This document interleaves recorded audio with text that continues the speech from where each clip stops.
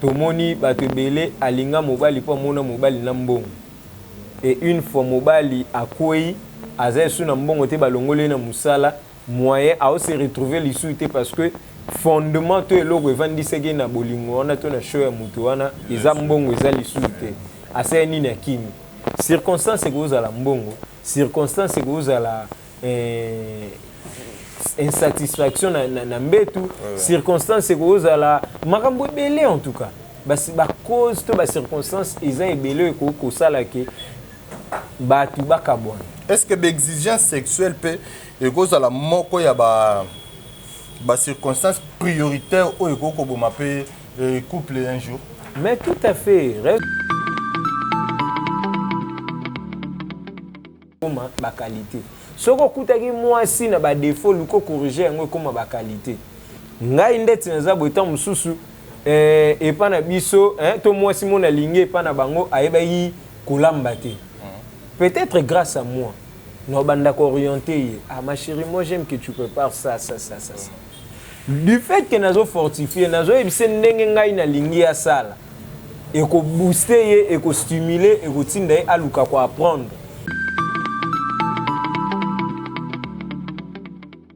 Quelles sont les causes de l'infidélité dans les mariages? Ezali moko ya ba titre auto beta na émission na biso auto mesana kolobela mingi c'est société ainsi que ba mambo ya ba couple ba mambo to mona ke belé oyo ba question pertinente et meka ko traumatiser to ko troubler biso na société et alors na plateau na kozala na ndeko moko auto mesana kozani mais ça fait tellement longtemps tokutanité suite ngapé santé zaki bien té yepé boyebika ndenge zalaka mais aujourd'hui j'ai vraiment ce plaisir ya kokutanane encore c'est Messé Junior Ikomo que je dis bonjour. Bonjour les big man de la presse, monsieur Chris, le mignon garçon de la presse, faut le dire, pour ce moutagito, faut on dit donc, merci vraiment. Dans ce pays sous tout mon ani sous mon collègue le poto mais qu'à décortiquer pour ezaba masolo to message sur la bien que ça fait un moment ndengolobi et tous sous temps partager plateau mon côté ensemble mais aujourd'hui j'apprécie quand même et j'ai dit merci à Dieu d'avoir permis ces moments et j'ai dit comme ça un grand merci et bonjour à tous les fidèles des Yatras RDC News au Bazuli Bakwa Olanda biso na moma na ngonga oyo pona to solo là ensemble na bango makambo etali société na biso. Ouais, quant à moi, j'ai dit déjà merci à Cyclone Munkasa depuis Angola. Maman Pastor, je te dis merci et bonjour aussi, et bisous à toi. Et Kalate, Naroya Luanda, vraiment, tout le monde en a. Ça fera du bien. J'ai dit aussi merci comme ça à Espace La Boyomèse ainsi que le seul et l'unique bitter. Il y a traditionnel, il y a Coupe du Monde, David Tonginda. Ndena Mesana Kobenga et pourquoi pas. Merci à René Abiri, le révérend de Tozazana et pour l'opportunité et l'occasion ainsi que Andy Crack, le génie, l'héros dans l'ombre. Je te dis aussi merci. Et Papa Junior, qui est vraiment, ma solo, quelles sont les causes de l'infidélité dans les mariages? Alors, pourquoi le mariage est belé et ils ont vraiment tenté. Or que la Bible dit que libala eza eloko ekokende tisuka donc liwaka kane muteko kokabola couple eza réuni et tozo retrouver ba makambo ya ndenge belé na kati ya ba couple lelo et surtout na ba mariage. Alors comment vous définissez l'infidélité dans le mariage? L'infidélité pour nous dans le mariage, vous définissez comment? Bon, déjà, merci beaucoup. Un très bon sujet parce que Eza Moko et Bamakambo, Togomona, Lelo, na société, na biso, infidélité par-ci, par-là, et ba couple, monsieur, moni 6 mois, pas moni déjà, so une nouvelle na bango, moni déjà si ba bendani donc. Ezo salamabé parce que toyebi le mariage est un contrat à durée indéterminée, à durée indéfinie. Parce que le mariage c'est pour toute la vie selon la Bible. Parce que même la Bible est autorisée divorcer. ce qui divorce est commis, c'est-à-dire que mon il faut tikala ti liwa et akokabola yena mutu wana. Mais autres hommes lelo ba mariage na komo benga ba courte joie. C'est-à-dire libala mobo ekaka batu basangani 6 mois, une année après au moni batu bakaboni et ça fait mal. Tout ça parce que il y a l'infidélité qui bat son plein na ba couple ebelé, il y a mboka na biso puis pourquoi pas mokili mobimba. Je dirais la Bible dit que le mariage soit uni, soit honoré de tous. C'est ce que la Bible dit. C'est-à-dire mutu aza censé te kosuye li conjugal na ye. Kosuye couple na ye na ba pratique o toyebi impudicité, il y a adultère, Bible condamné. Le mariage, je l'ai dit tantôt ici, est un contrat à durée indéterminée. To bala na kapo, to vivre libela ti liwa egoya e kabola biso. Et lelo ce qui ngai na ko définir infidélité comme cause principale, il y a divorce, il y a divorce et belé, il y a mariage na biso. L'infidélité pour moi c'est lorsque l'on s'identifie plus sur la personne oyo to promettait qui bolingo. Lorsque on s'identifie l'issue na yete, c'est ça l'infidélité. L'infidélité, ce n'est pas seulement le sexe. Moi, j'ai dit, il y a un processus. Le sexe, pour moi, c'est juste la concrétisation, il y a un processus et bandaki. Mais dès lors, déjà, aux autres s'identifier l'issue sur la moto ou la c'est en ce moment-là que l'infidélité continue. Parce que même la soumission, lorsque une femme ne se soumet plus à son homme, c'est en ce moment-là qu'il y a déjà infidélité. Ouais. Lorsque l'homme ne sait plus aimer sa femme, il y a déjà infidélité. Aux hommes, c'est lorsqu'on s'identifie plus à la personne, auto promettait qui bolingo, auto promettait qui kozalana et ko respecter et ko considérer, c'est en ce moment-là une infidélité et quotidien. Alors, pour moi, les causes sont multiples en ce qui concerne l'infidélité dans les mariages. Et ça, bah, circonstances, et ça, bah, tout. Mais moi, si je dois dire, la première cause de l'infidélité dans un mariage, c'est le choix que l'on opère sur une personne. Parce que les partenaires ne aza mutu o bozo partager na ye relation. Le conjoint ou la conjointe. Mutu o yoko pona. Soka za mutu ya mabe à vous définir déjà place où il faut bosuka na ye. Est-ce que par là tokolo bake ba choix na biso o tozo sala yango nde mutu eza cause ya ba réalité tozo mona à la longue na ba makawi ben o cause ka ben fidélité na mariage lobi. Tout à fait, tout à fait. Moi j'ai défini le choix comme la cause première de l'infidélité dans un mariage. La cause principale, c'est le choix. Parce que, balobaka, mariage, tobolingo, eza moukoua. C'est-à-dire, quand moutou a zana minou, nda weba rubuka yango. C'est-à-dire, lorsqu'on opère le choix, na moutou ou a yebi valeur et relation à zo partager, déjà ça pose un problème. Parce que moutou faut yeba na nuti na relation aux anango, ou yeba valeur na yango, ou yeba na protéger yango. Sur ce, j'ai fait recours à l'immaturité, à la maturité de chaque individu lorsque je parle du choix. Lorsque je parle de choix, je vois la maturité ou l'immaturité oyo est caractérisée comme moi qu'on a moussous. Si tu te maries, si tu acceptes une femme ou un homme qui est mature, il saura protéger la relation au besoin partagé na ye. Mais ce que j'ai moutou ou aza immature, a ba valeur ya relation besoin partagé na ye te. A bébisé yango yango moni Bible yango mope lobi et le wane lobi spécialement ba femme, la femme insensée a détruit randa kuna ye. Principale cause de l'infidélité parce que le choix que l'on opère sur une personne, c'est ce qui justifie la suite de la relation oyo pour partager na moutou. Même Bible yango moko lobi, la femme sage bâtit sa maison et l'insensé la détruit.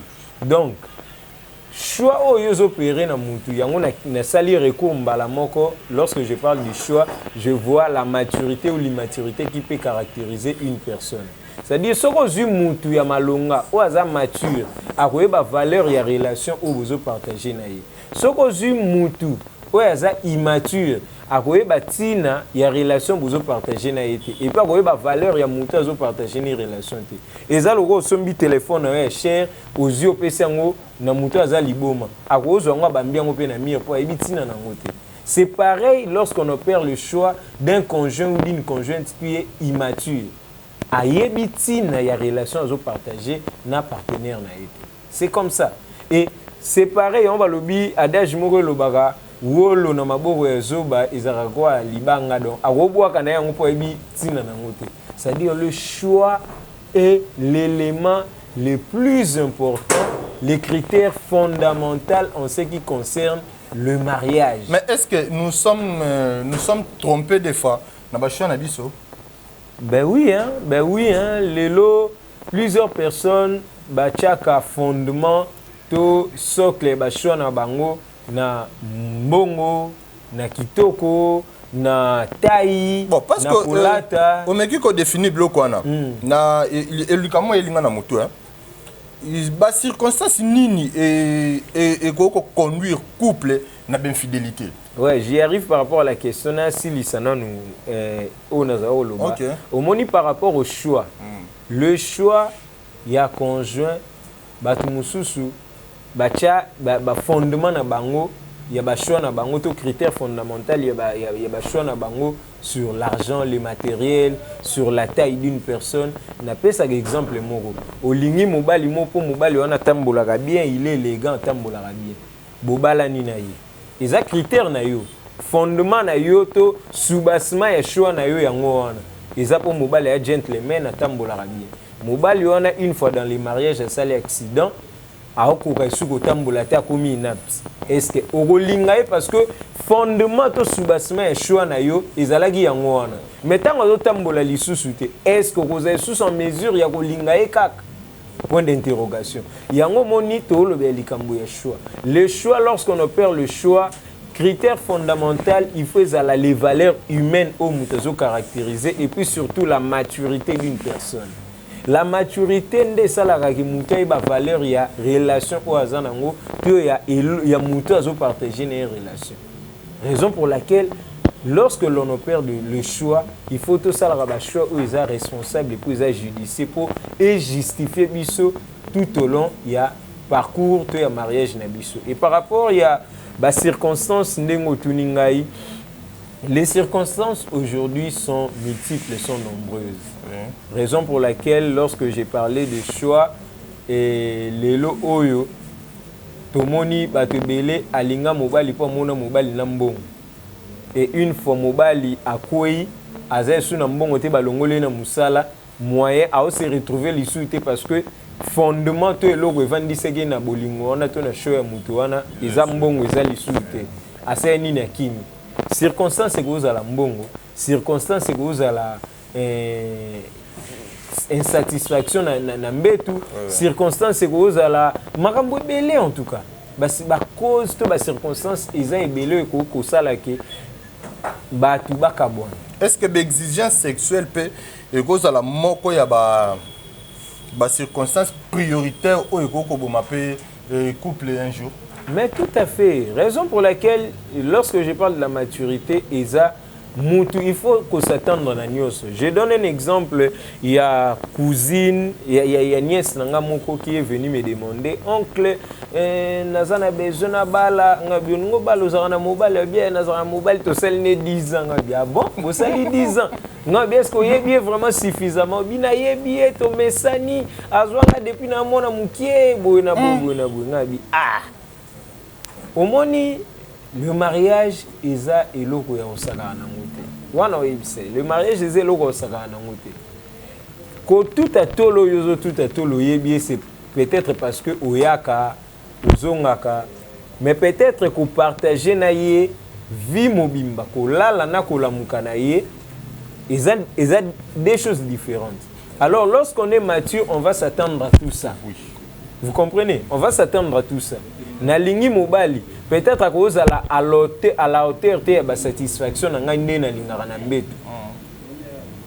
Vous comprenez? Akozala à la hauteur te ba satisfaction na ngai nde nalingaka na mbeto. Mais au nom de cet amour on a partagé na ye, il faut na kota na esika oyo azali. Na zuye place azali, so na besoin de ramener place on azali na zuye tout ça lorsqu'il y a harmonie. Le couple parle le même langage, c'est en ce moment-là où Monique Bozala na facilité à kolonga mambonike mike. Insatisfaction na mbetu bien sûr et comme mobile muso azaki viril na ebandeli. Azaki makasi, azaki opesa makambu na ebandeli. Mais subitement na katikati bu alembi.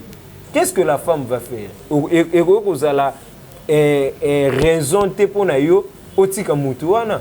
Lorsque vous êtes promis l'amour, les meilleurs pour les pires, oza sensé koluka kozala na ye, kobongisa ye, azala oyo lingi kozala. Vous comprenez? Donc mutu ndeti nga lobaka biso nyonso tanto okola to yakina ba fantasme na biso. Ah, nalinga Naomi Campbell, nalinga nani, elo ni esala geto bala na Naomi Campbell. Parce que basi yo tozwaka na misu na ngai nga moko na oluka na façonné ye na makanisi na ngai na olinga na komise Naomi Campbell ya vie na nga azala au centre ba fantasme na ngai azala au centre ba plaisir na ngai na komisi bongo à partir ya mental na ngai, c'est-à-dire à part elle mutu muso azati. Et c'est comme ça que le couple il faut ba komaka na dimension wana, c'est-à-dire to koma na dimension ya kozwa mobali na yo ata zopesa les meilleurs te ndenge zoyer commissaire place wana, tout dépend ya ndengo zo zoyer na mental na yo. Vraiment merci beaucoup na ndenge tozo beta moi lisolongo yo sanga pas moi plaisir hein, parce que premier ko beta ceux qui réellement eza ben satisfaction sexuelle yango ezo pe moko ya ba cause. Par là nangi na beta moi lisolongo je crois que c'est que ça bandeko bazolanda biso pe na invité dans la plateau. Effectivement, pour ce que je pasteur quand ça na basi 12. Papa, nzete buko konini oyo lia kawana. Oyo sala ka un espace de 2 semaines, ozo ko moins ba 3 ba 4 coups. Papa, tu tombes maintenant au la vraiment. Pour il déjà noko en tant que noko vraiment noko. Si vous attendre déjà 45 ans au côté âge mususu wana au moins chose aki muta ba sentiment ba 4 5 pour na ndenge ki yanke au moins ko kita au komi na ba 2 3 vous comprenez. Mais papa ce que soki ozali te pasteur casse vraiment c'est que papa yo molia ka bloga bien. En tout cas c'est que on était on a biso be fo luka omoni par rapport ya wana nga na benga ngo bolingote po nga benga ngo za esclavagisme. Hein, is esclavagisme o ya sala na bana batu wana na bandeko na biso basi wana po déjà to ka ba témoignage ba benga ke chef. Hein, wana za entre parenthèses bona na lobaka ki o ya sala ka wana ce n'est pas l'amour. Wana komisa bango lokwa ba objet sexuel a komisa bango lokola biloko na ya ko retrouver ba plaisir na ye nda zo bango acha bango na mais atolo ba moi lisolo na une fois na landa Koffi Olomide ba kizaka ye ba problème sexuel na ba danseuse ne atuna confrère mo kabi papa naza muntu naza roboté. Vous croyez que nga naza na capacité ko 4 5 ata de na mbala moko naza muntu. Non, c'est-à-dire que malgré tout ces caméras, ça fait vraiment très mal. Hein? Tout le monde esclavagisme, mais ça vraiment moins bien. Alors, parce que nous parlons aussi, il y a un mariage, il y a une fidélité, comme la vie, il y a un couple, il y a causé une séparation et belé. Dans la société, c'est que tu vivre, tu coûtes un peu dans la vie. Vous comprenez? Tu coûtes un peu. Au-delà même, il y a un problème sexuel. Mais ils ont un caractère mususu oyo ezalaka affiché na kati ya mariage oyo ekomaka pa que non et moko na moko a supporter moninga te. Vous voyez neti ceux qui osent ezali solo vraiment moko mutabetela nga singa bindeko nga vraiment na mona katiti na okabela mwasi na nga mongo so na sina balie ngana ebise papa oza sérieux mamozolo oza ntina okabela mwasi mon frère mais non pas c'est mon pourquoi parce que nga na bimaka tongo ya zolia zo ne pas nga bi papa Moi, ça a follow, le faut se payer la que maïta, tamounioso. Moi, si jamais, à Roko, Koyeba qui m'a n'a pas na mbongo, mais mon ambongo. Et c'est déjà mon bloc et causer séparation lobby. Moi, si vous comprenez que non, Dieu a la confiance dans la tête. Ndego Chris, par là, je vais dire tout simplement, c'est de l'immaturité. Parce que la Bible nous dit, les désirs de la femme se porteront sur son mari. Oui. C'est-à-dire, moi si, quand Nengo Lobi a fololo, la femme mérite d'être entretenue. Moi s'il faut qu'on entretenir rien. Moi s'il faut qu'on chérir rien. Moi s'il faut qu'on satisfaire mes besoins, mes désirs, à se sentir femme. La femme a besoin d'attention. La femme a besoin de la confiance, de la considération. Et là, ça, moi, c'est se sentir femme. Yango moni, j'ai bien pu analyser que la femme a un amour bivore. Elle se nourrit de tendresse et de compliments. C'est-à-dire, la femme ne demande pas trop. Oh, mais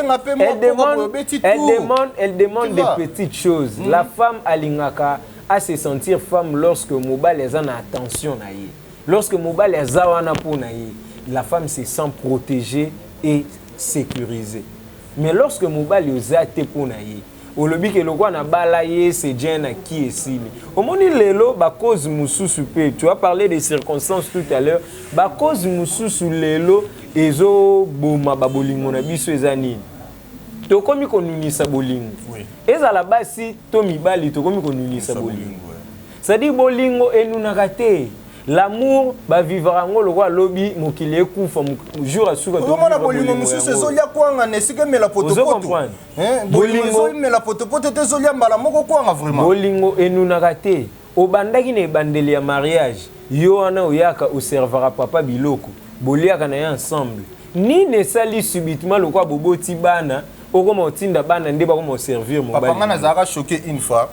Nakendaka na ndako ya mutu moko na mesana vraiment kobeta lisolo ne mingi David Tonginda papa doye na koma boye mais so tala mama Davos ninga yamba papa David mais oyebike ne sadi papa tonda ku tafada me tala kaka ndena kande na mesana obenga les seuls l'unique biter ya fait un match ya coupe du monde ya finale mais siko Maman Zoyambaye, au salut tellement accueil et puis vraiment moi pour ça. J'en profite de l'occasion pour saluer les couples. Il y a papa David, maman Davos. Donc je vous salue en passant. Au moni harmonie na couple eza et loko eza très important.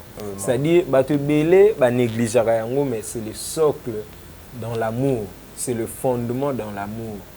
Lelo na uti koloba mobali moko boye azalaka na ba bonne manière na ebandeli tango azolinga mwasi parce que les roses et a bolingo te présenter ngoka tout au début a été toujours rose au mona mobali la mwasi ba cadeau mais qu'est-ce qu'il fait que subitement yo mwasi ozala koyela ba cadeau régulièrement subitement kati au comment il y a minuit il y a un ami à moi marié parce que moi je suis pas encore marié. Il y a un ami à moi marié, Tovandi, quelque part entre collègues, bis tokomi ba 23h.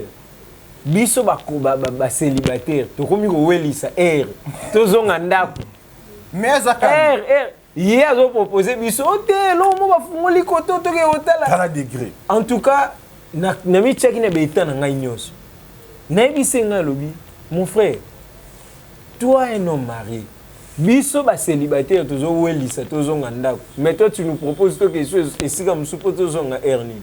Tu as une femme à la maison, tu as des enfants à la maison. Cette femme là a besoin d'attention. Obimagi depuis tongo.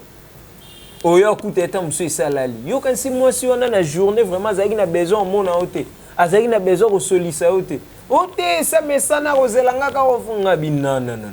Ça c'est le manque du respect vis-à-vis de la personne aux autres partager les relations. Entre autres, cause, circonstances où il créera un divorce. Le manque de respect vis-à-vis de ton conjoint et ou de ta conjointe.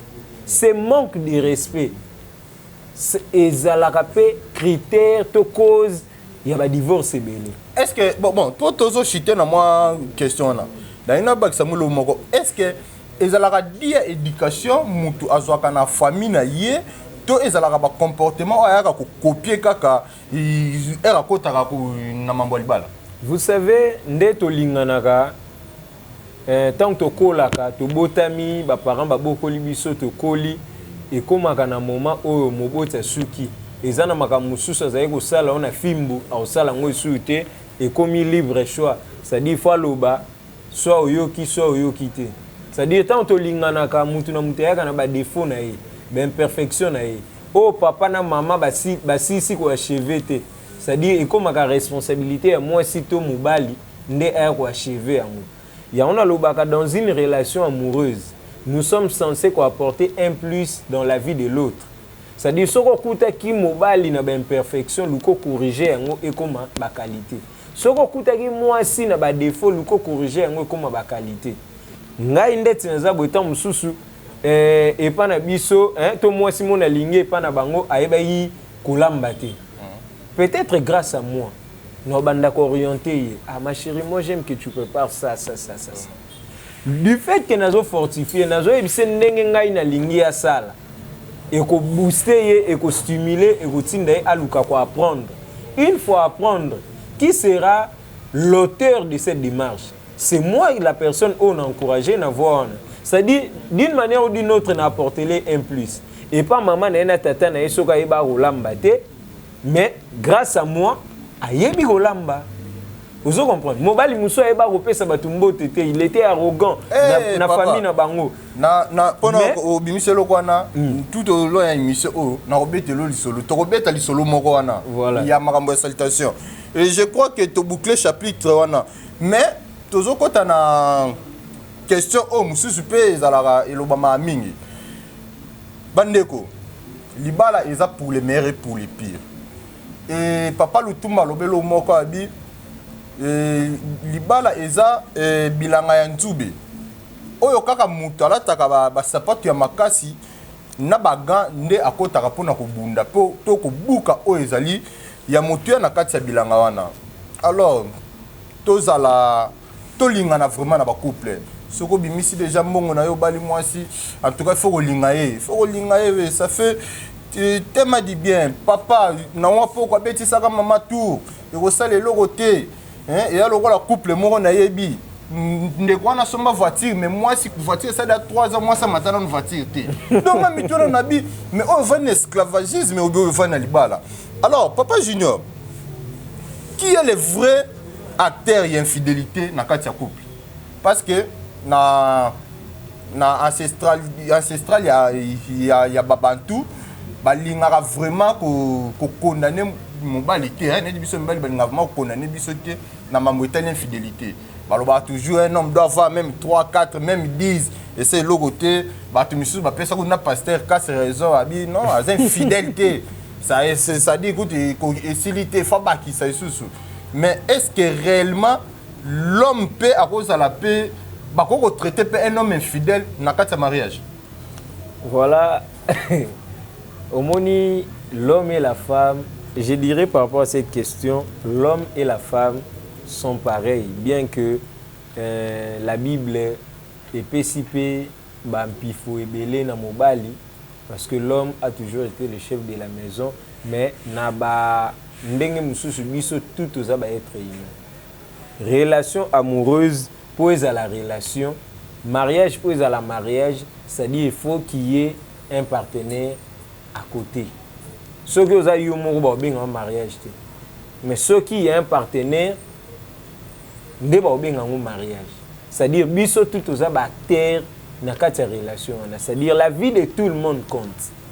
Vous comprenez? C'est-à-dire moi je n'ai jamais été pour ceux-là qui marginalisent de fois la femme, qui sous-estiment des femmes, que la vie de la femme ne compte pas. Ça ya couple toza et toza ba imé en fait nzamba keli biso ndenge moko par rapport à question na yo entre l'homme et la femme que na ba coutume na biso ba considérer ka trop te infidélité ya mobali En tout cas, infidélité, c'est infidélité. La Bible nous dit ceci dans 1 Corinthiens 7, verset 2. Toutefois, pour éviter l'impudicité, que chacun ait sa femme et que chaque femme ait son mari. C'est-à-dire, ici, la Bible nous demande, pour ma békomate, pour infidélité yate, c'est-à-dire, moutounion se fasse à la na oyaye mobali, moutounion surtout peut faire à la na oyaye moi aussi. Bible yango moko tchebiso na nous, nenge moko. Par rapport au respect à Bamakambo Belé, c'est normal que mobile les en moins supériorité parce que c'est d'après Nzambe nga établissé yango. Mais quand la Bible on a Nzambe a pesi biso nyonso tout bampifo moko na mamususu. C'est-à-dire biso tout aux ndenge moko. Alors, en ce qui concerne l'infidélité, biso tout aux pareil. C'est-à-dire et la femme et l'homme oya kosala adulté oya kobima libanda eza infidélité oya kosidentifier lisusu te na muninga eza infidélité oya kolinga lisusu te muninga eza infidélité. C'est-à-dire l'infidélité c'est pour tout le monde, c'est pour tout le monde, et l'homme et la femme. Et par rapport à la question entre l'homme et la femme qui est le vrai acteur et infidélité, moi je dirais il n'y a pas d'acteur, il y a juste des circonstances. Okay. Et les circonstances peuvent venir de l'homme. Peut-être l'homme n'est pas mature. Peut-être l'homme ne respecte pas sa femme. Peut-être l'homme a bêtera moins sinaye. Peut-être l'homme a trichera moins sinaye. Et peut-être la femme aussi a ça la pareil. Et vice-versa. Donc c'est plus les circonstances plutôt que des acteurs. Donc les circonstances peuvent faire en sorte que mobalito mwasi moko azala auteur ya infidélité to mususu azala pe auteur ya fidélité. Mais contrairement na ba ndenge batu musu baloba kutu nini o tous les hommes sont faits pour être infidèles. Non monsieur. Non monsieur. Qui vous a dit ça que tous les hommes sont faits pour être infidèles? Non. Les hommes sont faits pour être fidèles. Vous comprenez? Les hommes sont faits pour être fidèles. Donc, comme le Christ est fidèle à son église, biso pe photos à la fidèle. Bongo, nabasi na biso. Et l'obité que je suis un homme, je peux me donner les luxes, il y a Rolinga 2, 3, 4, 5, 10.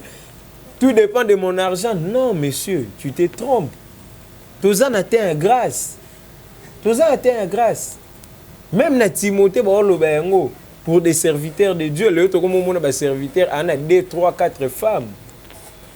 Il faut qu'on ait la mari d'une seule femme. C'est ce que la Bible nous demande. Bible est qu'elle que mobile il faut la na basi et belé, basi 10 et déterminer chiffre et déterminer nombre. Exacté. Exacté. C'est-à-dire il y a de ces pratiques. Oh, il y a un exemple à Salomon, mais Salomon à la fin, à l'Obanine, tout est vanité. Salomon, ça a courage, tout est vanité parce qu'il a goûté déjà. Il a goûté déjà